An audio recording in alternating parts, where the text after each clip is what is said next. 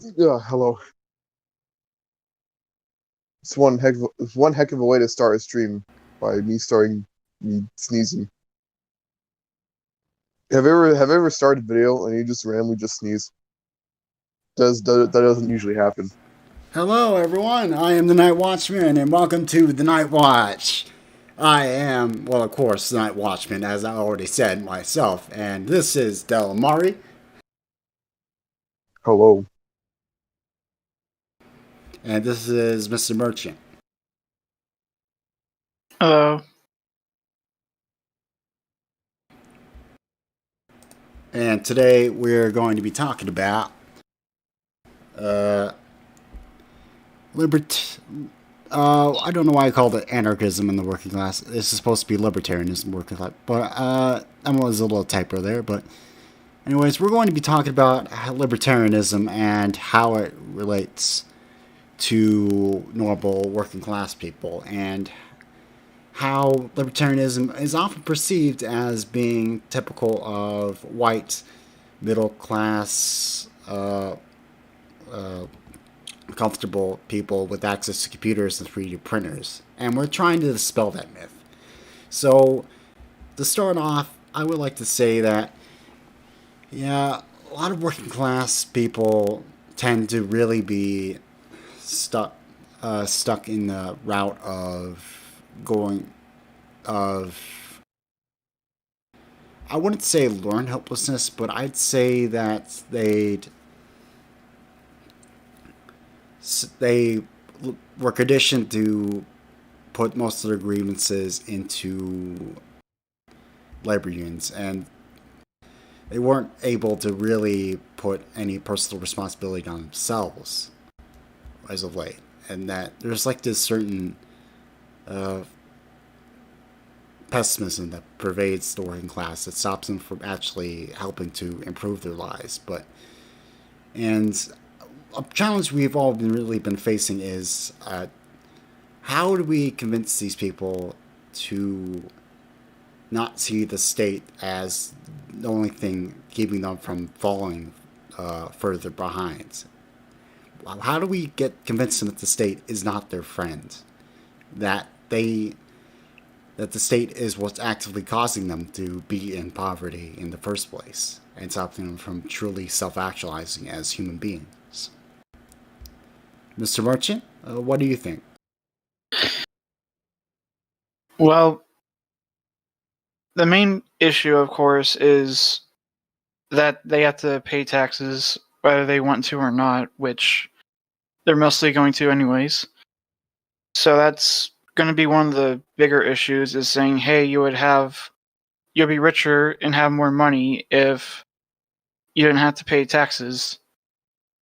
And there's a lot of reasons why, of course, you wouldn't want to pay taxes. Having more money is obviously one of them. Another is because you don't want to fund anything. For example, Night Watchman, you do not want to fund Planned Parenthood or marijuana fields if they're subsidized, or war, which sends lots of young men and women to die for ultimately the state just to use them as enforcers. Same with the police. And one of the best ways I think could help out is if we kind of remove the idea from the working middle class that it's a good idea to sacrifice yourself for the state when ultimately they do nothing in return for you.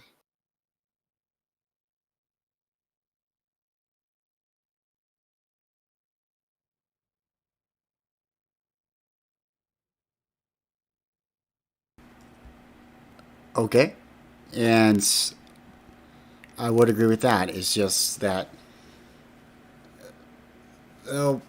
working class in general has generally fallen into this trap of, and I hate how the left has made it out to be all about race, and it's solely black people that's been victimized, when it's just pretty much the whole working poor in general has basically got screwed over and being used as tax cattle for the big party politics, and that they've kind of don't really want to take matters in their own hands and feel like that they kind of feel like they're at the mercy of the government, and they really don't know how to really bring themselves out of poverty. And it's something that Eastern Heretic hasn't really covered themselves, is just how do we help these people get into the agora to actually get themselves out of debt, to truly reach a sense of independence and self-esteem in which they can live a life of comfort and dignity.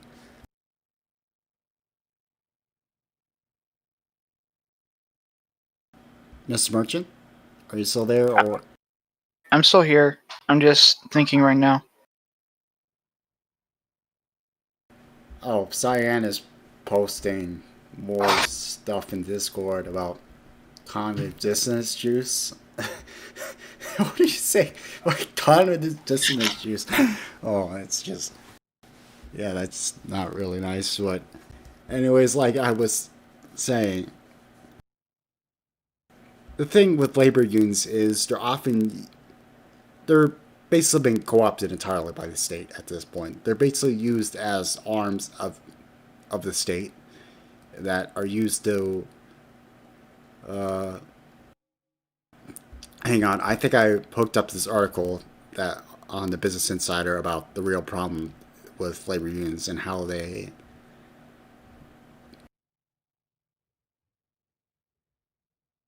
I'm not sure if you're still there or not, but I guess you're not that really.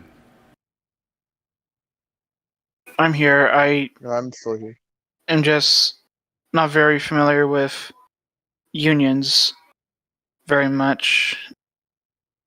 And that's the problem, is that we never really talk too much about how labor unions would operate in a true libertarian society, nor have we really touched it, because I really had second thoughts about doing this, because it's hard to talk about issues concerning class without sounding like a raving socialist, which I'm not. I'm a libertarian.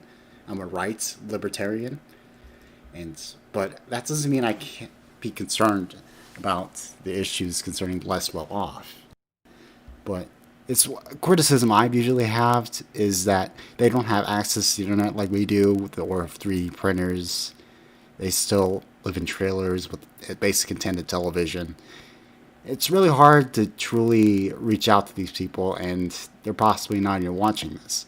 So we need to really make an effort to get on the ground and reach out to these people where they're at and tell them that there are other ways to achieve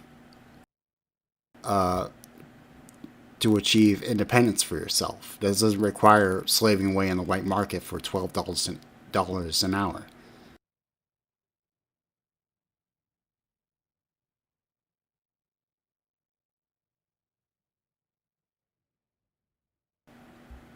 Well, there's always mutual aid.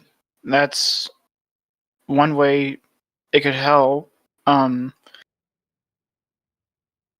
As for getting out of the white market, well, there's lemonade stands that the kids could use as a way to get the family away from the white market.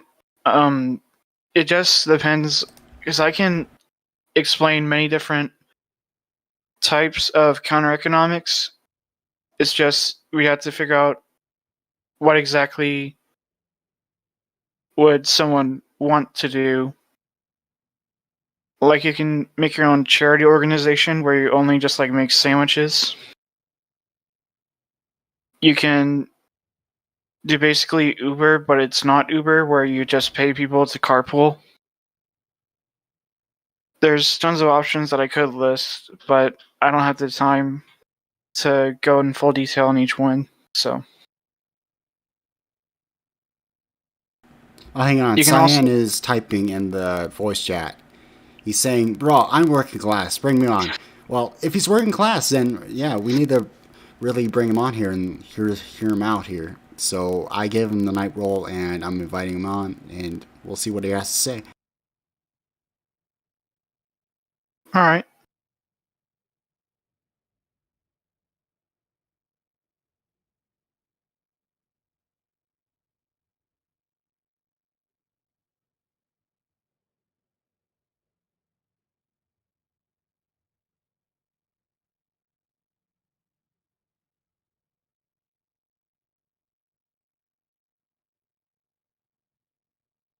Hello, Sion.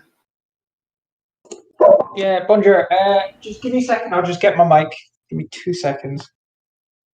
Just using my laptop mic at the moment.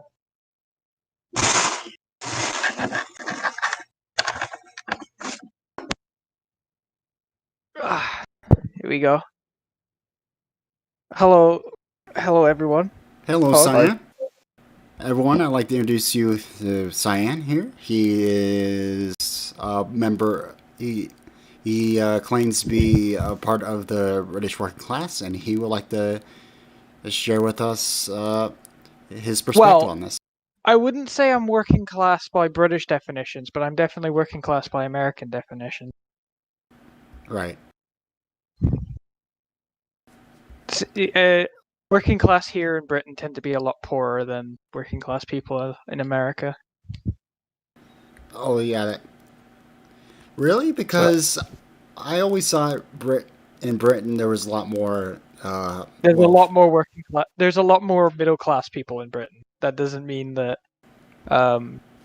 working class people basically means like you're working like three jobs, probably part time. Oh, and are probably well, I always saw in the UK they had a lot more aid and welfare, but oh yeah, definitely. But for the ones who aren't mostly on that, it tends to be like 3 jobs and so forth. Even if you're on like welfare, you probably have like 2 jobs anyway, or an apprentice of some description and trying to learn a trade. And that's the kind of point I was trying to make, was that's kind of the trap that keeps people stuck in poverty, is something called the welfare trap. Is that you don't want to work harder, otherwise you'll lose your welfare benefits, and you end up worse off working full time than if you were just working part time with welfare benefits. See, that's true to an extent, and honestly, the Coal Not Dole movement in the UK kind of made that point pretty clear, that they'd rather have jobs that paid for everything rather than everything that they needed, rather than just sitting on the dole.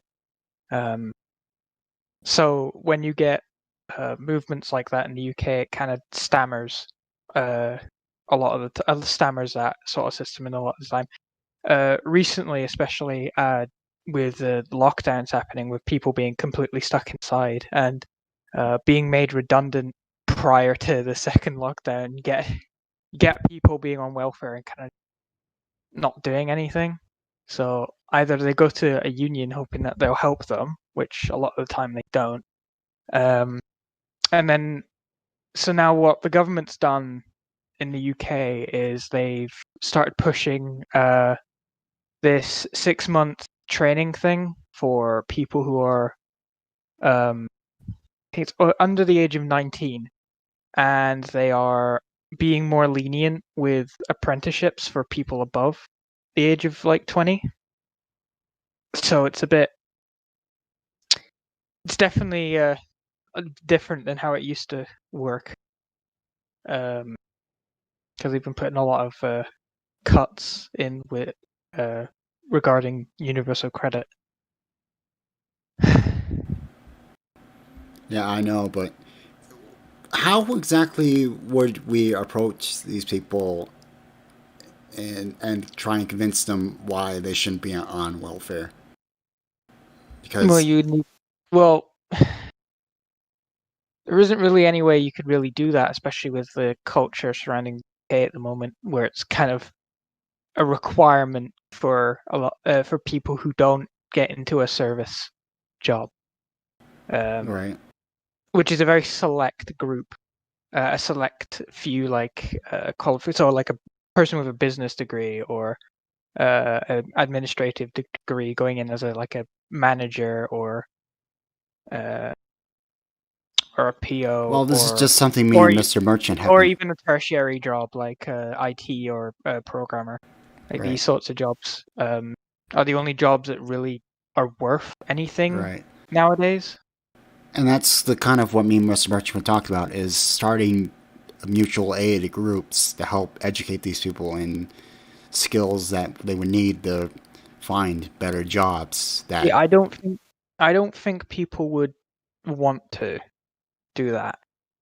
Like I said, it's more of a cultural, if or at least in the UK, it's very much a cultural thing with these groups where it's kind of like expected that you go to welfare, you'll stay on there, look for a job, go for a job, then head back again once you lose that job. And I do understand that culture does play a huge role in it. It's more, I would say that you need to push for the youth, educating the youth on these sorts of things, as opposed to the current generation of people. And what do you think is the best way to reach out to the youth to convince them to maybe learn to? Well, that really depends. Personally, I would say we would need to have a second large labor movement in the UK. Well, I wouldn't say labor movement, because labor unions are... Okay, let me finish.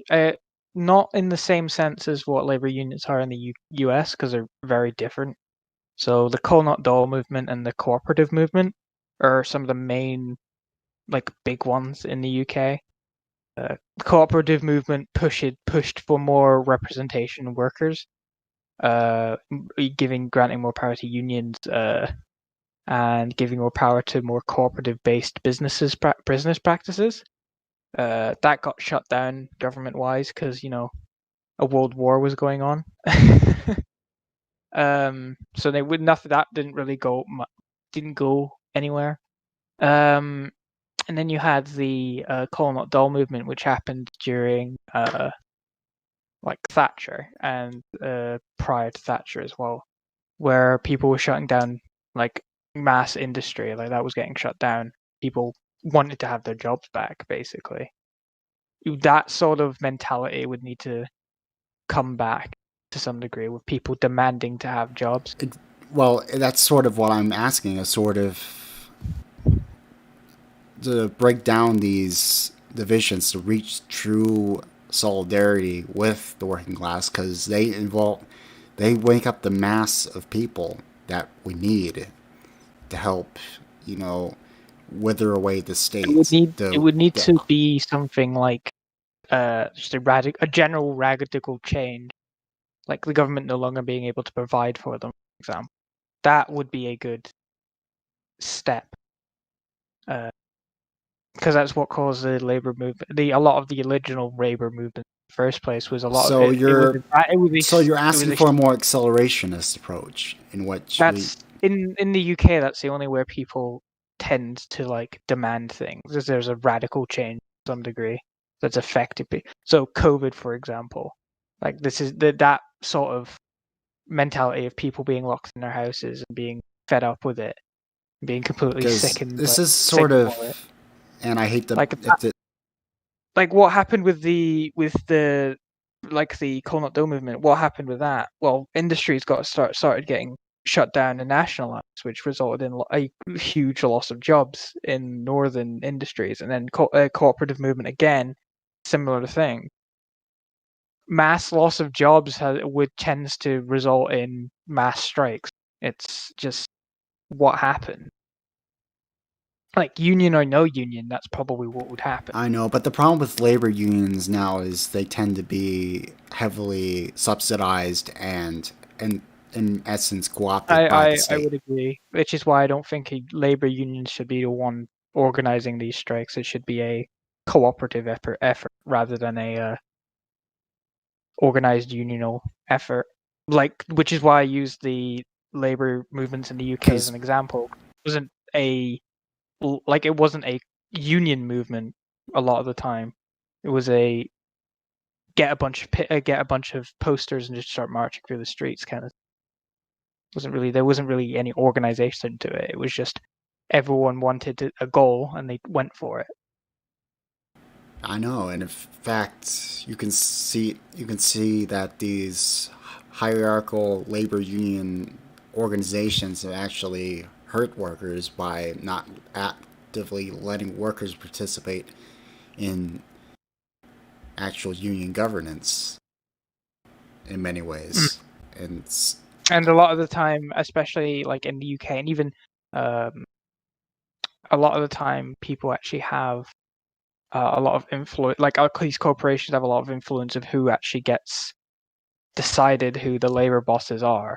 So rather than like in China where labor bosses are just decided by corporations, it's a case of corporations having lobbying efforts to get people they want. Though it's more so parties that do that nowadays, with parties lobbying to get certain leaders in the head of unions so they can use them for political pushes that they want rather than it being any use for anything else. A good example of this would have been the train strikes about a year ago, where pretty much the entirety of the British rail system got fucking shut down because of these strikes, only so Labour could get a few more votes in with certain constituents. Am I all right? Am I breaking up? Yeah, no, you're absolutely right. That these strikes. No. Am I breaking up? I mean, no, you're not breaking up. We can hear you just loud and clear. Loud and clear. Sorry, Discord's showing that I keep stopping. But that's a good point. That most of these strikes we see nowadays aren't done with any real goal in mind, other than to help advertise for the whatever political party is, whatever left-wing political party is looking for votes, and not really done in a way that actively helps workers get more active. Definitely need another cooperative movement in the UK. Well, not just cooperative movement. It, helps workers that allow them to better collectively bargain for their wages and to pushing for more businesses that work and on pushing a for cooperative businesses that work for as opposed to more hierarchical businesses would give more representation for people. They would have more job stability, for example. Even I am starting to get very disillusioned with the whole top-down business structure, because I've realized that it can get really inefficient. It's an understatement.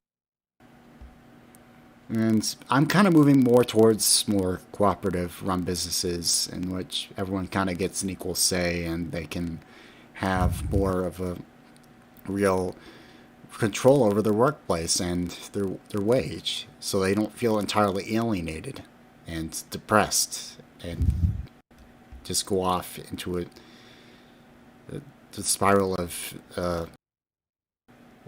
you know what I mean. But what I'm saying is that the working class in general needs to be mobilized with the greater anarchist movements. Otherwise, we can't exert enough of the pressure we need to help mitigate the state or wither it away, so to speak.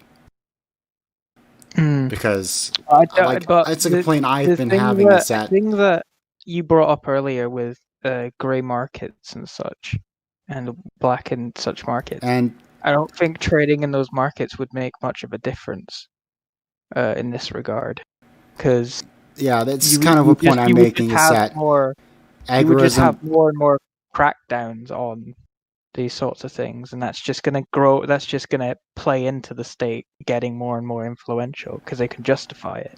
That's kind of what I realized about the whole agorist movement, is it's entirely dependent on us having the infrastructure in place to begin with to coordinate these activities. But So I wouldn't say political action is You're just completely off. you're just gonna have another Silk Road with the state cracking down on it super hard.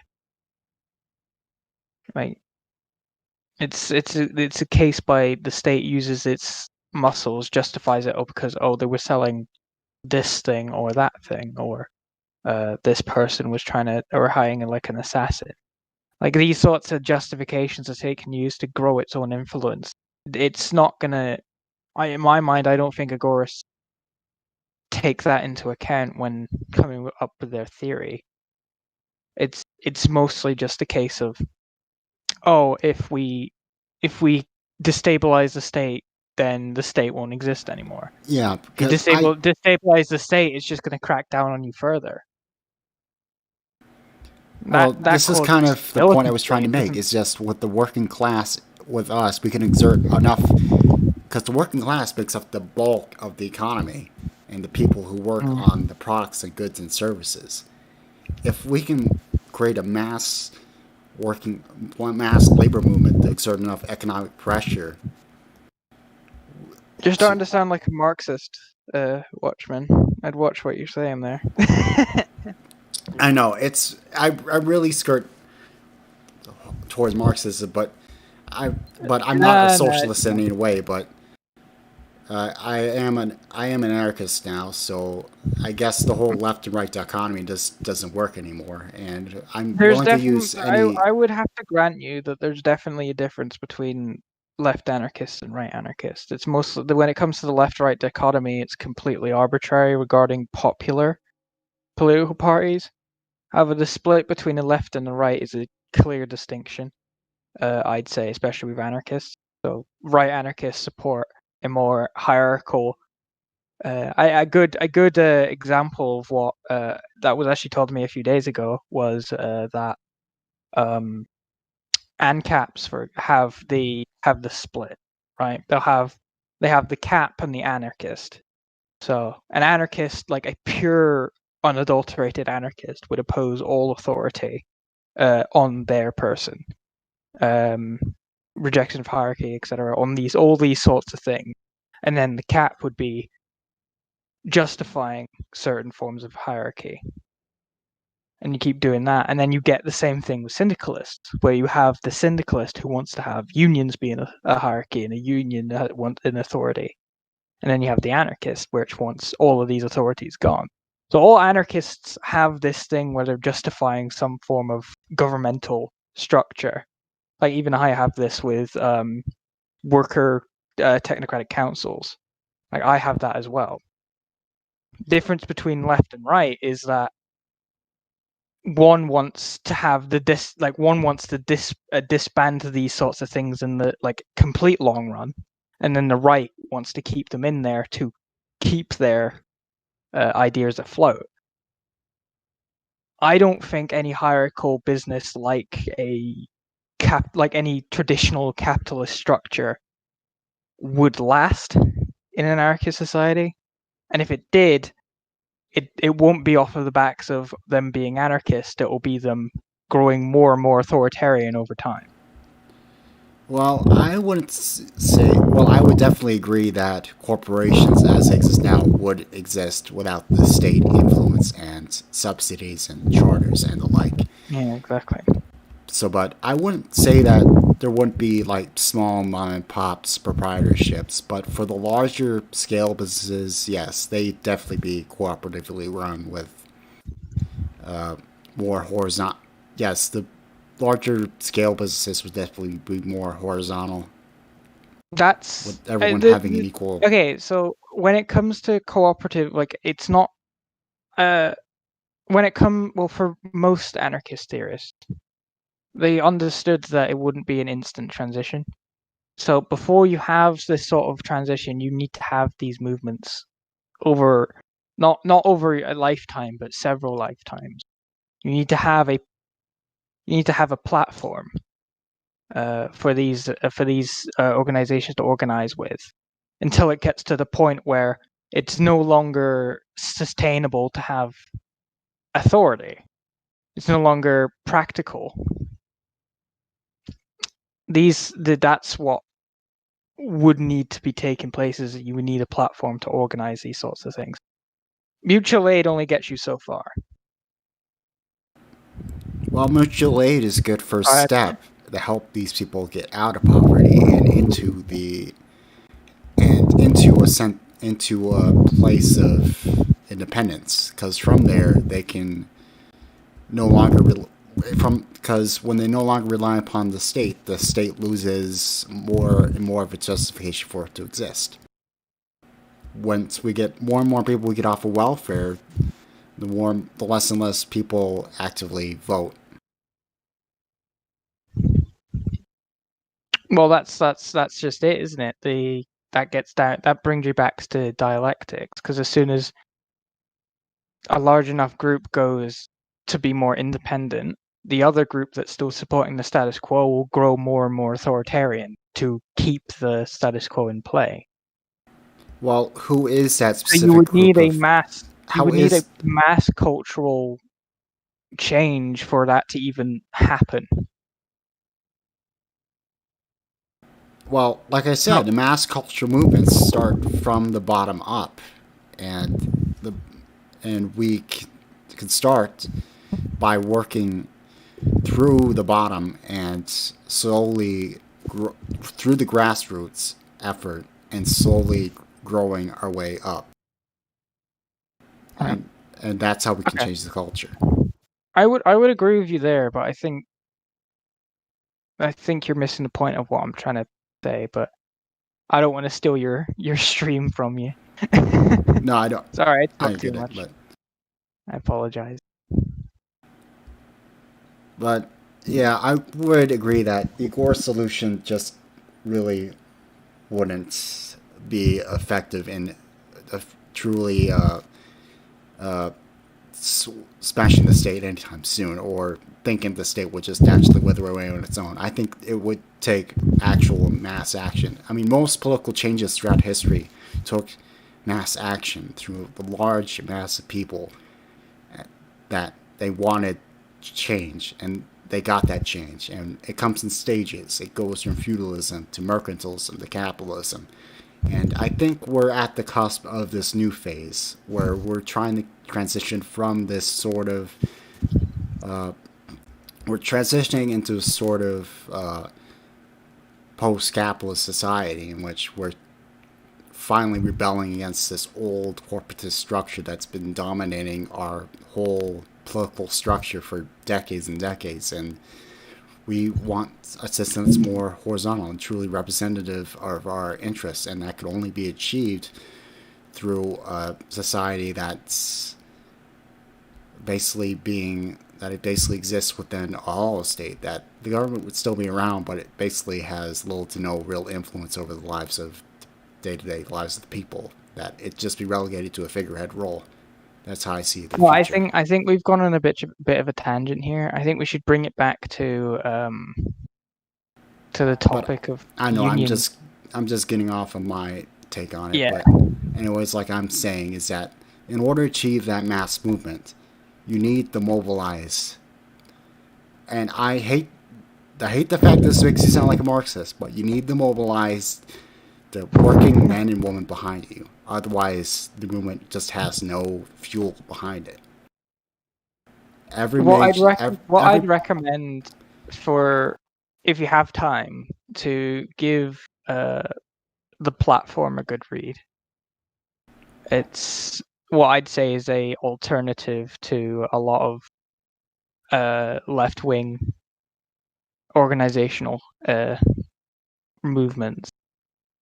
I know you're not left-leaning, but it's platformism is definitely something that any anarchist should give a good read to. I would say I'm third positionist when it comes to this. I'm willing to use mixture methods.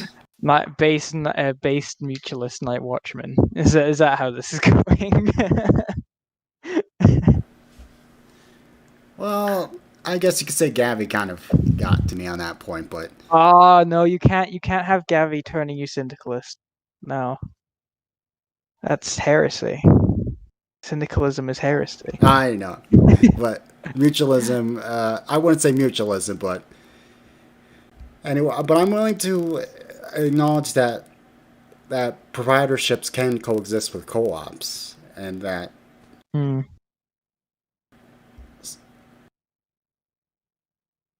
have no proofs.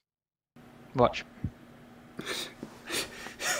yeah, I just have that up there. It's from a webcomic called Ingrid the Plague Doctor. I just thought I have that up there as a bit of a meme. Running. Have no proofs. That's your issue. You've got no way of of organization. That's the problem. Here's a question for well, I can see there's more than just yourself in the chat. So I don't want to like pull this away from you because it's your stream, but I think returning back to the topic of union. Yeah, we should try and stay on topic here, but anyways. So in my mind, well, let's go with the original question you posed in the Discord: is how would unions operate in a libertarian society? In your mind? Yeah, back to the original question is how would labor unions operate in a truly voluntary society, or even if they would be necessary without state intervention?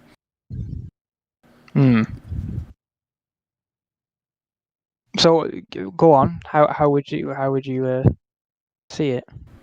I would see that the reason labor unions exist in the first place is because of as a response to cartels and monopolies that were caused in part by the state. So labor unions as they exist now wouldn't exist without the state. So if the state went away, we would have no real need for labor unions. Yeah, I would agree with you there, but that's the step you need to take. How would you see an alternative to labor union? Would there be an alternative? I say an alternative to labor unions would just be is that everyone kind of bargains for their own wages and contracts individually, and that there's really no need for. I think that's where we disagree. I would push for more cooperative representation in a communal sense. Because I wouldn't say that, because there are many countries that have no real minimum wage laws, and they have some of the highest standards of living. And why would minimum wage be the jump you take from that?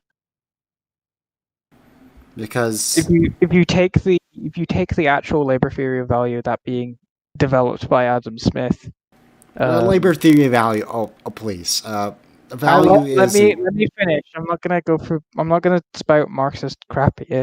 I'm gonna go talk about Adam Smith. You like Adam Smith, right? You're a right libertarian. Yeah, I'm more a fan of the classics. Adam Smith, Thomas Paine. Yeah.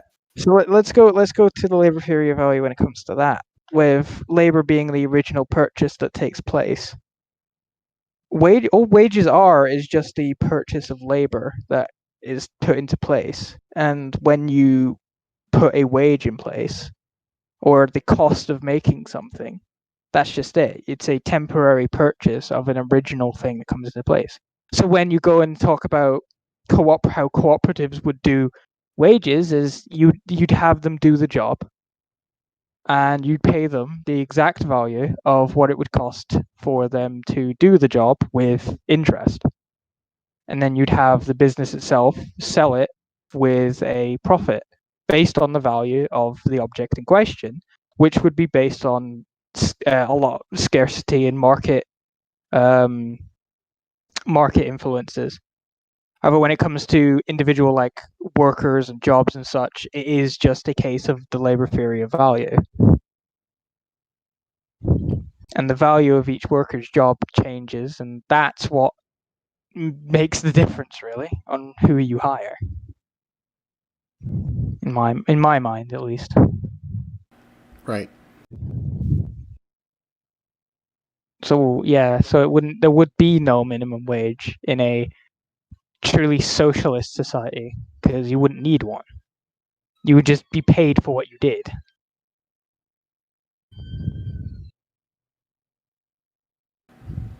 Is there any disagreements there? I'm just. Well, I wouldn't disagree with labor theory of value because value can be subjective in that it can be it can vary from person to person, and what one person can consider a fair wage can how would but when you're but you okay, so socialists don't have wages. I only use wages because colloquial. Thinking well, more no, of a that's not true because there is a such thing as market socialism in which you do. I am a market socialist. I'm explaining you how it works. Right. Okay. So when it comes to those sorts of systems, you don't have like a typical wage or should I put indentured employment? Would that be a better word rather than saying wage slavery? I don't want to trigger your audience here. Indentured employment. That sounds a lot like indentured servitude. It's like, well, yes, that's exactly what employment is, but it's temporary, so it's employment. Yeah. Anyway. Yeah. It's not. Yeah. It's temporary slavery. Cyan. Yes. That's what you're arguing. That's what wage slavery. Anyway, moving on. This is a bit off topic, but so when you get it wouldn't be that every worker is employed by the cooperative. It would be that every person that is a member of the cooperative is an independent actor in how they operate. So say if the person was supposed to be making like a certain amount of sales, they'd get a certain amount of interest, certain amount of percentage of the sale based on their value as a worker for the cooperative. But if it was like they were making something, like in an industrial society, it would be a case of the individual worker be paid on the exact amount of what they produce, as opposed to a set wage, which in my mind would ensure a contractor's wage, so to speak, where it would ensure efficiency while also being fair and not a hierarchical indentured servitude, so to speak.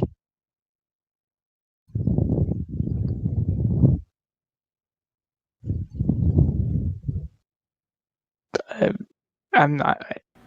Anyone want to disagree on that, or? No, that I would rather prefer people get paid with money because why would it be transferable. money though? Why would they not just be trading? Why would they need money when they're wanting to be given something else? Well, value is, like I said, value is subjective. You gotta determine how long a person, because what can be determined a fair trade. Well, that's what I'm telling you, my Watchman. They would be paid on what they perceive to be the equal amount of capital, and that would be based on what the cooperative decides that is what it's equal to. So rather than money is sure an option. Well, money like is I'm not saying money. I'm not saying money wouldn't be an option. I'm saying that it wouldn't be the only option for people to choose. They could be They could get direct goods, for example. They could get paid in.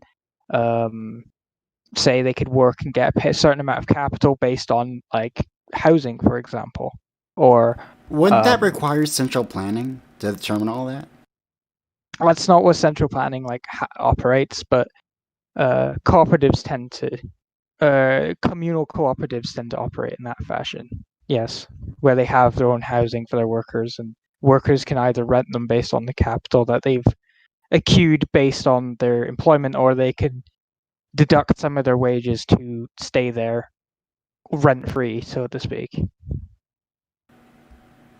Well, I would just say I'd stick with the market approach because it's simpler and it was. Well, it is a market approach. It's just a different type of market. All money is, it's just a guarantee on capital. That's just all what wages is. Is like money, for example. What is pounds? It's a guarantee of you get £1 equal of market value based on gold. So you'd get a gold equal to that. That's what a pound is. Gold being the capital of which things are traded in. because it's different nowadays, but that's basically what the thing was. So trade gold with literally any other product, and there you have it. It says, okay, I want this, this, this, and this when I finish my job week. This is what I want. This is how much. This is so. For example, I want at the end of the week, I want my wages to be put towards this thing, be it rent, be it something else, whatever, based on the communal society in question. I don't see why. I don't see why you can't this would be a just different thing. have voluntary. Just can't simply have a voluntary contract between employer and employee about this is how much you're going to be paid and this is your hours, this is your schedule, and is this fair to you? Okay. We both mutually agree on that. It's entirely voluntary. I don't see any exploitation in that as long as the state is not involved. The exploitation isn't really the issue here. It's mostly just the representation angle. That's the it leads to exploitation. There's nothing inherently like ethically wrong about it. I'd agree with you, but it leads to those sorts of things. Having a higher being rule over you, even if it's for a select period of time, does tend to lead to those people believing they are better than you, and then you get a class divide. So you get people who are, and then you get the lower people relying on those sorts of people for their goods, for their income, etc. And then you get those people thinking they're better, and then that's when you get a state developing. What I'm proposing is that we take out that elite, and then just have it as everyone's that person. Everyone is the employer. That would make sense, and co-ops have been proven to work in practice, at least only on a small scale, but I don't know how co-ops would scale up.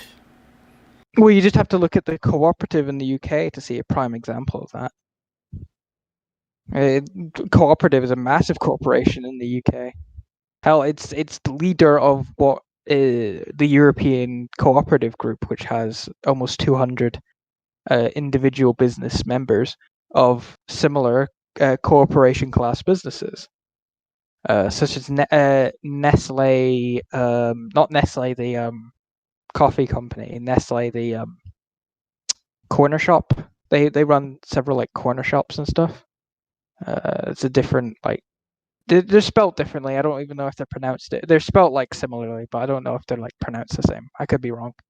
But there's like shops like that where they have a level of representation as the cooperative group is like for lack of a better word, it's the platform for cooperatives to operate together.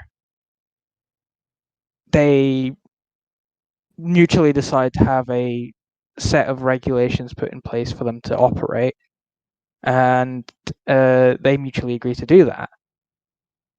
If you apply that to a cooperative is just a platform as well. It's how they agree to. And that's a very simple way of explaining what platformism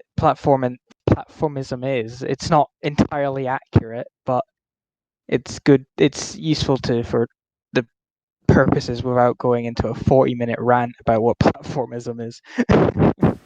Right. I might send like a Zoe Baker video in just in the chat. Like I said, I'm not against it. I'm with Sun here, or what is that? Oh, hey, never an access. Well, you hopped in. What's up? It was locked to me at one point, but then now it's unlocked. Yeah, that's because the Night Watch stream is only reserved to people in the night roll. I just knighted you. Nice to meet you, Never Nassus.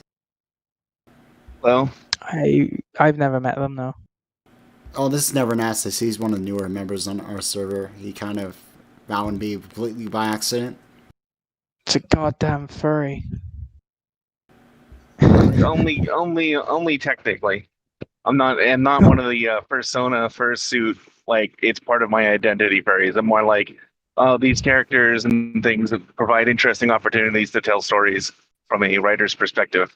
Furry. I don't think that's a furry. I mean, technically, it's a furry.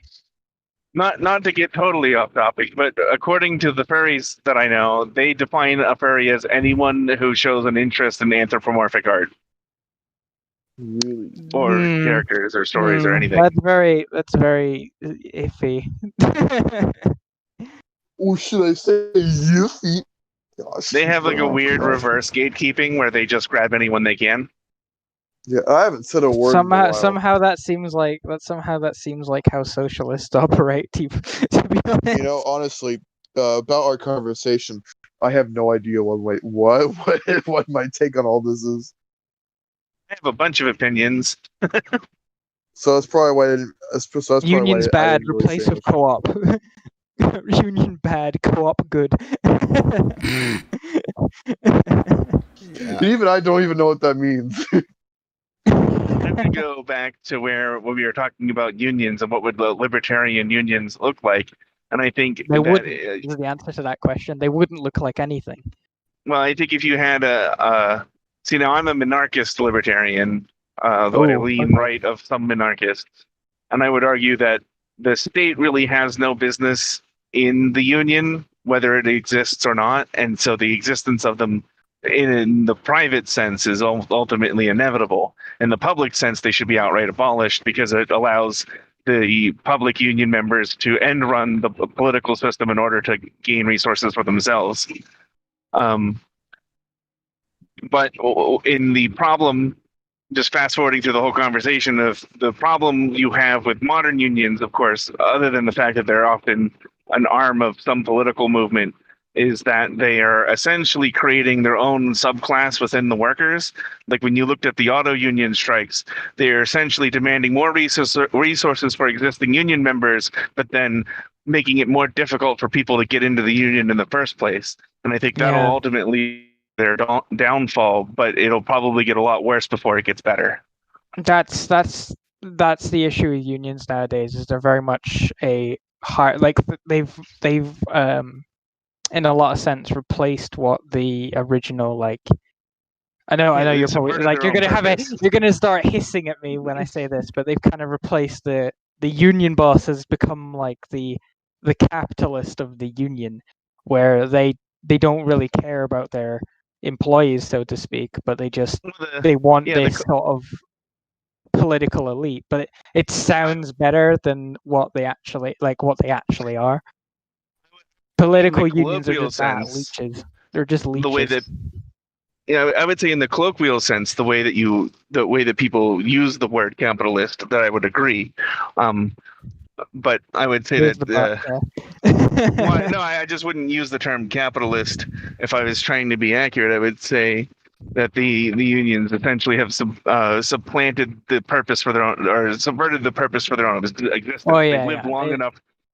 It's kind of like how leftists describe state capitalism, where the state isn't like literally a capitalist. It's just that it's taken the role of a capitalist. That's like it. So it's like capitalist unionism. If I was to define what I'm describing. You know, how do we get the 3-day weekend? I already have a 3-day weekend. How did we get the weekends off? How do we get that? How would we get weekends off? Yeah, how did we get that? If you're referring to like cooperative like systems, or are we just talking about unions in general? I have no idea. Probably unions. I don't know. Well, co-ops. It's just like if you're asking. Well, if we're gonna go back to the cooperative system of how I would push to abolish unions, or like just like a weekend off on like just like any job. I'm mostly looking at. Yeah, you just call up and say, "Hey, I'm not coming into work today. I don't want to get paid for this day." If you have the social capital to get away with that without getting fired. Well, yeah, that's what it is though, because that's one of the differences between a cooperative and in a capitalist business is that everyone in the business itself is, to use the right libertarian definition of what a capitalist, everyone in the cooperative is a capitalist, where they all own. They are the investors. They are the reasons that this cooperative is running, basically. So yes, Yeah. if you wanted to say I didn't want to come into work today, I'm not coming into work today. But So there does I come a point remember. where you no longer become a member of a cooperative if you're no longer investing like a certain amount I in it. remember hearing about that, the labor unions and stuff uh made the uh what free weekend, I don't know, off work, like weekend. Is that really true, or is that just bullshit? Technically, it's true.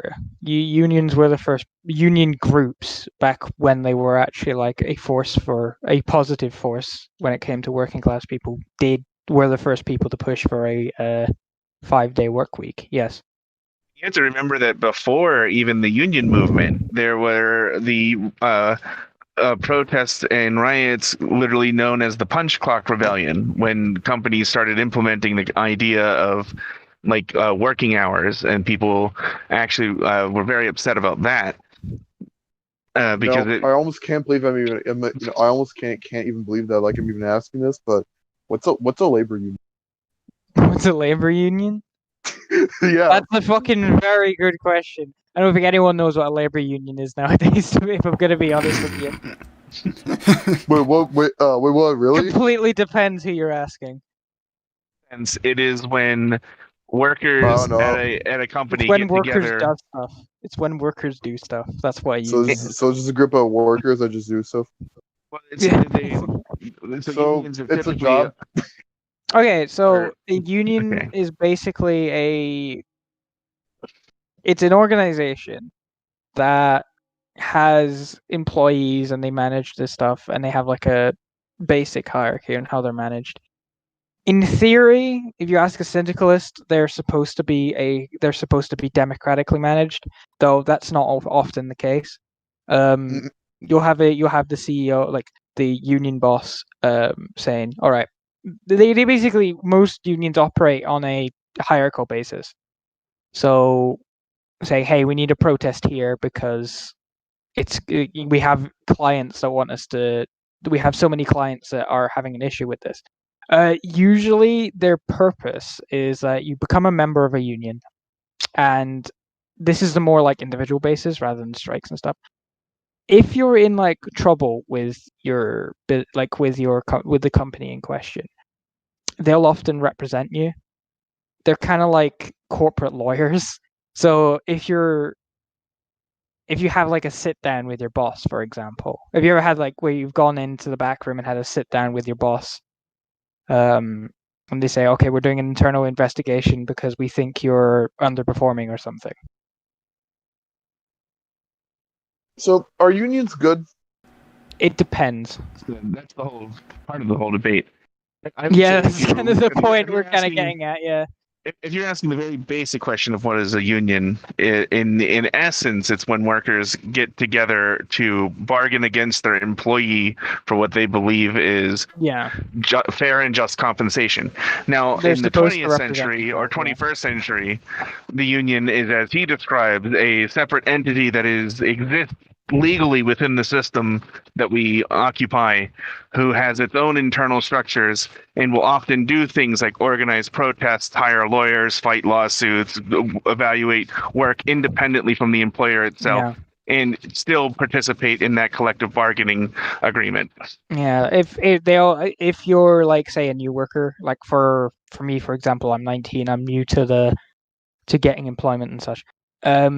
And you're getting like a contract thing where you're getting like a certain hours and you're negotiating that. Unions will be, even if it's like a normal person who's like been in there for a long time, they'll go in, they'll if you're incapable of negotiating, they'll assist you in negotiating with your employer.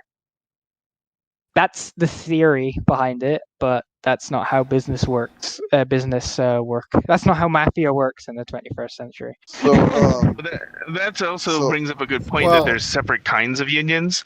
Some Yeah. unions are exclusive to a single corporation, and other unions, like in the U.S., we have the Teamsters Union, aren't, and they Right. operate as an And then independent, you've got like the almost like student. a. You get the student unions as well.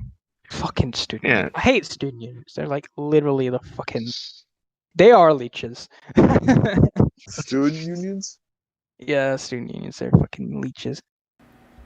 So, Yeah, it's supposed Well, to I be do like. used to recall back when I was 17 or 18, I worked at this union grocery store, and I don't recall it being any better than working at a corporate non-union grocery store. It's like they don't even bother Oftentimes, anymore. yeah, because you're one guy and they don't give a shit about you. So wait. So in a world without government, government, Gooberman. like, so like in a world without, that, The um, or do you think labor unions would still exist or something, or are they just like Yeah, a labor fading? unions still exist. It's very possible that they could be. Yeah, like if you go for if it's a syndicalist commune, it's more than likely yes, because everything is operated by the union. I'm not one who likes that idea, but it's all possible. I mean, like, If we're using like, government in a very colloquial sense of what government means, then yes, a union can exist. But if I we're mean, like, if there abolishing all wasn't a government, government, you know what, like, before I talk about government, um, Gooberman, goddamn I've Gooberman. been, I have been, I've been using the word government, instead of using the word shit, because government is shit, and I've been using, it's I one of would my use bad word replacements. I mean, and I've used it for so long, to the point that, I would like, make a distinction that between literally every single time when I think about government, I think about shit. It's got to the point where that, like, government. Gooberman. Yes, the Gooberman, filthy fucking Gooberman. Gosh, I feel like I'm five. The Goobermans. Yeah. Yes. You only just picked up on me saying Gooberman? Like, come on. I've been saying it for the last, 5 minutes. I dislike current governments. I don't dislike the very Gooberman. concept of government. The But Gooberman. Well, government is used. Well, government as well. It's not government or governing or Gooberman. laws itself that's bad. It's just the fact that government as it currently exists is based on force and coercion. Gooberman bad, That you guys. can't opt out of it without being severely punished. Gooberman bad. Yes, government bad. I would make a distinct. I think a lot of the time, especially around, I've noticed this with right anarchists, especially. A lot of the time, they kind of use state and government, kind of as the same thing. A lot of the time, they don't mean the same thing. So if you to look up Like, what is, if like, you the want to difference between look up the what is actual definition of what a government is, it's just a organization that governs things. So yeah, and, like, what that is the can be state? literally anything. That can be anything from a corporation to a direct democracy commune, to all the way up to a state. Yeah, this all is just like, something that government- Eastern all government- Heretic have really been bugging me about. It's just how apparently direct democracy is apparently tyrannical because Yeah, fucking filthy heretic and SO don't know what direct democracy means. So. Okay, can you explain what it means then? Okay, so sometimes yes, direct democracy can very much be tyrannical. It just depends on how it's implemented. So let's say direct democracy in the workplace, for example. So a lot of the time it's electing, so representatives that are already priorly elected would push a policy. For example, a increase on the percentage of which interests that you get from each sale, right? Let's say this company allows you to have X amount of sales. You get X amount of interest, that means you get X amount of wages, right? So that the policy is, that will increase, or at the expense of another thing decreasing, say percentage ownership. everyone within the membership of the cooperative would vote on that policy. Every single member, from the lowliest peasant to the upper echelons of the management. It's technically not hierarchical, but I don't want to get into the specifics because we're not talking about cooperatives yet, or at all right now. So we've talked about them enough. But when it comes to a government and a state, that's when you get stuff like the rule of the majority, the tyranny of the majority, right? Where you get like the sort of like if 51% of the population were rampant fascist racists, right? Let's use that as an example.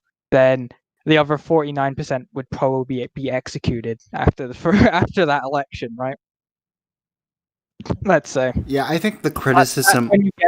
That's the criticism that Esso and Filthy make, but they tend to disregard what most people who propagate direct democracy don't want a state involved. So it will mostly just be organizationally based. So like with cooperatives or unions or sometimes communes, like with ANCOMs, but ANCOMs are weird. Let's just disregard them for this moment in time. But so I don't see the tyranny of direct democracy. And also another thing to keep in mind in a direct democracy situation, most structures do have something akin to a constitution which defines the limits of that democracy. And so this is actually a thing you could do a whole stream about. But for example, like hypothetically, the Constitution of the United States would prevent you from being able to just become a communism, because like the Constitution would effectively not allow it, right? Yeah, my Constitution didn't prevent anything from happening. It didn't prevent. Well, that's because that's mostly because the state constitution's a bit shit, to be honest. It's very limiting in how it changes. For we gotta give the Constitution. Let's use the syndicalists of Catalonia as an example. Give me 1 second to finish my thought, and then. Sorry, I thought you had. That's my bad. So then the question that could be its own stream even is then, what is the mechanism that defends that principal document, right? Like, what is it that prevents people from just being like, well, we're going to do a communism anyway, or we're going to do a thing that's not protected under this thing? Guns. Right. Well, that's one answer. There's lots of answers, but that's the answer. It's the only answer that matters. And then you could go down a road though. Then wouldn't the permissiveness of people to use force effectively result in the idea that there's always going to be a hierarchy of some kind by those willing to use the most force to achieve their goals? Yeah. Asking these questions rhetorically, not like to change the subject. I'm just trying to find the CNT Files constitution. So because they had a constitution, how they structured, how it was. However, their constitution operated like almost completely differently to how most because they were anarchists. Their constitution operated more like a voluntary association kind of thing. Like the constitution was a platform, to use the anarchist platformism theory. So the constitution you put in place, it's the agreement that while we recognize every individual's right to autonomy, by you being a member of this platform, you would be required to do these constitution, like you'd have to follow this constitution. The only way for these constitutions to act is to be changed is for not only for every single person to vote for that change to be happen. So like in the US, you could just get the state and it would just rewrite it, right? You'd have to have everyone's consent, and that is signed by it. You'd have to have the majority direct policy change, You would have to have the agreement of the communal councils, and you would have to have the agreement of the federation as it stands as well. Which I find is far better in how constitutions operate, especially when it's not enforced by a state thing and is more just a contract. Because as soon as you stop following the constitution, that's it. You're no longer part of the federation.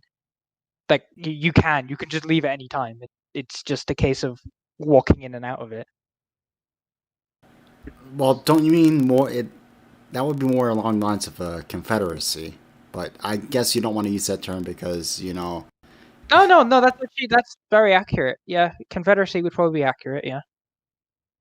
Another interesting question an actual confederacy instead of your fucking American LARPy trash.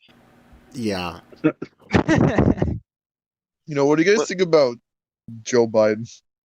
Joe Biden bad. Yeah. Joe Biden super bad. Joe Biden's gonna die in a few fucking years anyway, so it's not like a big deal. Yeah, and he's gonna be succeeded by Kamala Harris. Mister, I literally said Kamala Hairball. I literally said that nothing was going to change during my presidency. Wait, hold up. Did you say cum? Kamala Harris. Cum? Oh my god. Wait, are you saying calm or cum? The second Kamala Harris. Are you deaf? Are you deaf? There's been accusations that she sort of slept her way through the beginning of her career. So yeah. Anyway, better. I actually haven't looked into that much. Yeah, I could dedicate an entire stream to Kamala Harris, and how she's just basically Joe Biden's. Better to come in the sink than to sink in All right, the so cum. I'm gonna put something in the voice channel. This is a very simplified structure of how the CNTFL operated. It was extremely decentralized. So you'd have the unions, the base unions of each business. So every business would have a union, right? They would then that would be directly controlled by the individuals in there. They'd vote their representatives. Then they'd vote for the local representatives. Then the regional confederational representatives, and then the national representatives. That's a very statist way of putting it, because they'd put communal representatives, for example. And then these would be individual states within Spain. So you'd have Catalonia, and then each of those areas would be the regional confederations, and then the national confederation would be the whole thing. It's very this is a very large version. It's not very much accurate to what it actually was, the proposed transition. Though it's probably good for the purposes we're using right now. Now Watchman, so are you still live streaming? Yeah, we're still live streaming. We're kind of an hour and 12 minutes in. Wow. When do you plan on ending it? I'm planning on ending it in about 10 minutes. How many minutes do you reckon that this stream has been just me talking? Well, no. While I assist you, at least 2/3 of the stream. Well, no, I'm just thinking really 20 minutes, how little I did throughout the 20 minutes, 30 minutes. I reckon. Of the stream. Right. I mean, I'm mostly just remembering just how little I said throughout 2/3 of the stream. I literally all I said was this hi at the intro, and I just shut my mouth for at least 45 minutes. Yeah. Yeah. I mean, I could bring up something from earlier in the stream. I think the existence of currency is relatively necessary to the way people operate, because it allows people to buffer resources for times of scarcity. And it also allows you to... In times of scarcity, those currencies mean nothing. They're literally valuable. Well, no, they do mean something in that when you were using the term the scarcity, like, well, there's just no food at all. Like, okay, well then society breaks down. But for example, Yeah. you could be Well, certain. I mean, so certain hard resources can be stockpiled, like water or something, right? So you could work and then exchange your labor for water, and then have a buffer of water. But you're not always going to necessarily. Why would you use the currency and not just the water? The water at that point is more valuable than the currency, so you just start trading in the water. Well, what I mean is because you don't know what you're necessarily going to need the next day. Well, that doesn't matter. That's what a market system does. That's You what know a what? market. Let me actually tell you a little bit of the story. So like in the Weimar Republic, when the economy was like really super down, there was this laundry basket full of money, but the person stole the basket, but not the money, because the basket was worth more than the thousands, millions and millions of money in the in the basket. That's the problem with money. It's just a representation of what capital is. Talking about the ordinary operation of society, not in the currency. All currency is just a ledger of what certain objects you own is worth.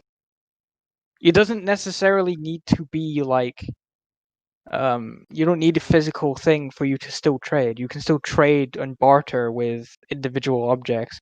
If it comes to the point where that currency is no like if it's so like a scarce, like if everything's scarce, then at that point you would stop using the currency that's less valued than, say, like a bottle of water. You'd start trading using bottles of water, or a cow, or a yes, or just direct metal. Like metal would be a good example.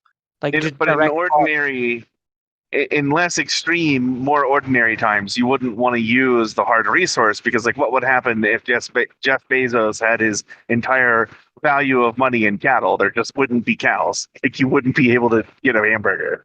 Well, that's why you don't have. That's not what I said though. Like everything has has a capital value, and anything in theory could be used as money. It doesn't necessarily need to have the currency. Is a good, like, efficient thing to use. It's a good for like a temporary, like, trade. Like it's good for that, like international trade. But if you're thinking on a more communal basis, or a neighborhood basis, currency is redundant. You don't need it for a short, small internal economy. What you need currency for is large international trade agreements. When you don't have those trade agreements in place, capital is effectively valueless, since most of the values that backs currency is just trade. The GDP of a country, or in America's case, how much fucking oil they've exported this year. Hypothetically, let's say in the communal system, my job is to take care of the landscaping for some reason, right? Why would that be your job? Just because I wanted to pick an arbitrary job that doesn't produce us an actual resource. So like I'm not producing birdhouses, I'm producing like beautification. Yes, which is abstract. Definitely, it produces flat land that you can use for construction. That's a commodity. That's why you have that job. If you didn't produce anything, you wouldn't have that job. I mean, producing like landscaping in the terms of like upkeep, like keeping people's yards nice, for example. Yeah, that produces a commodity. But in any case, the commodity that's produced is emotional profit. Right, but that's still abstract in a sense. Is it? In any case, it's no more abstract than capital or any form of social contract is, or not social contract, social construct is. Okay, well, I could argue about that too, but that's not the point of my analogy. The point of my analogy is that if it's Thursday and I do my landscaping work, but I don't feel that I particularly need anything on Thursday. I'm not hungry. I don't need a new tool. I don't need new clothing. I don't have any social demand. Then there is a demand for my labor. How do I therefore balance that ledger of work done to compensation? You have a ledger. Okay, but then the numbers on the ledger are a currency. Not always. I mean, they can be. I'm not saying they can. I'm not saying they can't be a currency, but Well, I would say that's the definition of currency. I would say the abstraction of labor to is what currency is. Yes, currency as a representation of what capital is. Yes, but currency in the case of it's a £5 note, like that. Then no, you don't. It doesn't necessarily need to be a currency in the colloquial sense. It could just be a representation of equal capital. So, for example, in your landscaping example, the trade could be that you have housing or a roof over your head. That could be the transaction. It doesn't need to be capital. But that would still have a value on the ledger. Like that would still have a value that could be compared to other. Several days. Well, that's what I'm saying. Is that whatever you measure that value in is currency, whether it's something you can physically hold or not. Right, but that's not what I'm saying, though. I'm saying that you don't need a physical fiat currency for you to trade things. I guess what I'm arguing is that the fiat currency and the value that I'm just saying that the fiat and the ledger are the one and the same, in my opinion. They're not, though. Fiat is not the same as 5 cows. 5 cows are a physical representation of what capital is. They have like a value. They have a market value. Yeah. Fiat currency only has value based on what other things have value around it. They don't have inherent value. I do understand. So I'm gonna go now. Bye. All right, bye. Good night. But I was under the impression that what we were arguing was the complete abolition of abstracting value. I'm not a communist. Okay, well then I misunderstood where we were starting at. And I didn't misunderstand that you were a communist. I misunderstood when you guys were talking earlier. That's the distinction between me and a communist. Is literally capital. Right. Well, when you guys were talking earlier and talking about abolishing currency, I thought you were talking about abolishing the I didn't say abolish currency. I've been saying that you can still use currency. It's just that currency is not always the most effective way of showing a transaction. Well, then that's where our misunderstanding is. Then never mind. I think most of the time, currency is probably not a good way of using transactions. It's just a representative of how much you're worth, which is rather depressing. See, of course, is a further abstraction of what I was talking about. Of course, where fiat currency is more flexible, but yeah, it seems to be prone which isn't a good thing. You're saying that's a good thing. It's really not. It's a good thing. It's a good thing when it is until it breaks, and that's the thing. Is it's kind of like a rubber band. Like the flexibility causes the flexibility causes it to break. That's the thing. Right. Yeah, and I would agree that the breaking is almost inevitable. Yeah. Which is why you shouldn't use it for most transactions. You should only really use currency for transactions that are just there's so much here that no human would be able to calculate how much it's worth. So just use a currency. Wait, you don't necessarily need it doesn't have to be just any one currency. I mean, as cryptocurrency has proven, it can be any... don't fucking make the gross rant on fucking cryptocurrency. Fuck off. At this point, fucking currency is a fucking cryptocurrency. Like, fucking, there is no fucking, when you go for, like, a credit card, like, half your shit's on a fucking, like, it's based on energy, and energy, like, it's backed by, like, a certain amount of energy, rather than it being backed by, but it is easier to trace, Oh, true, yeah. It's easier to trace, but, it just it puts credence to, technocratic ways of putting money, that money is determined by how much energy we use rather than anything else, which is probably the one thing I disagree with most technocrats is energy currency bad.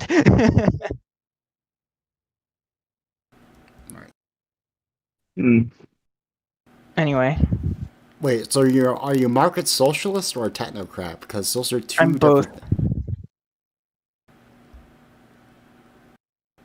You do realize one implies the other. If you have direct democracy, it leads to technocracy. Well, you do realize technocracy is inherently elitist, right?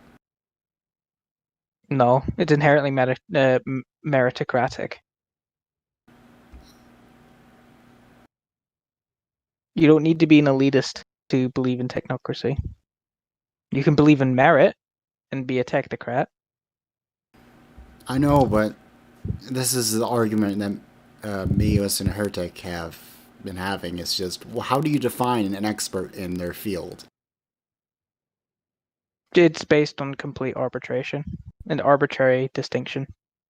It is, as you say, if it's based on arbitrary distinction, then why would you have a team? Because you would put that, because every community, every organization would have a set of things that you would have to know. If you don't know them and you don't know how to do them, then you aren't what you need that organization to be.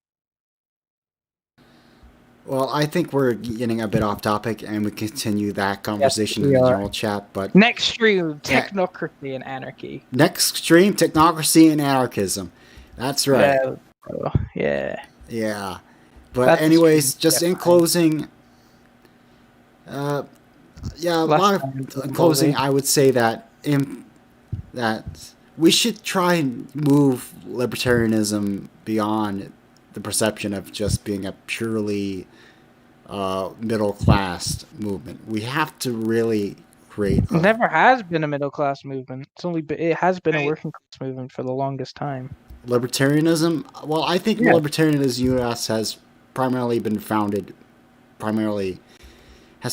yes, because everything the U.S. touches, it just breaks. So you could say that it started out as a workers thing, and then the government has essentially moved away from its purpose, and the society hasn't caught up with that yet, understanding that that's what's happened. Government bad. Well, libertarianism in our classical sense, libertarianism, as we've explained, has started out in the 70s as a primarily middle-class phenomenon, while anarchism has been more working-class focused. But a lot longer than the 70s, my Watchman. It's been a long time. Well, I'm talking about libertarianism, like capital L libertarianism, but I guess that's not applicable. American libertarianism is fundamentally broken. You say it's broken? Really? Of what libertarianism actually is, yes. Libertarian Party bad. With that, but not that the concept of libertarianism Libertarian Party is bad per se. That it is bad. The right people, it could be a great way of promoting libertarian ideals and getting the message out there. Not necessarily about winning elections. You don't need a party that functionally and ethically opposes libertarian ethics to do that. Anyway, we're getting off topic. Well, in closing, I'm just saying that angry socialist noises. Well, I'm just saying that we all need to make a bigger effort at reaching out to the average men and women. Correct. The average Joe and Joe. So to speak. That's what you need to do. I've been doing that since I became a socialist. And good on you for actually making the effort instead of just trying. Being a consistent libertarian, you mean? You're being consistent, and I could at least appreciate that. I'm throwing shade. Just leave it. Throwing some shade on the right libertarianists being basement-dwelling troglodytes. No offense to... not me, but I'm kind of would say that I'm a lot more flexible than those other troglodytes you mentioned, but...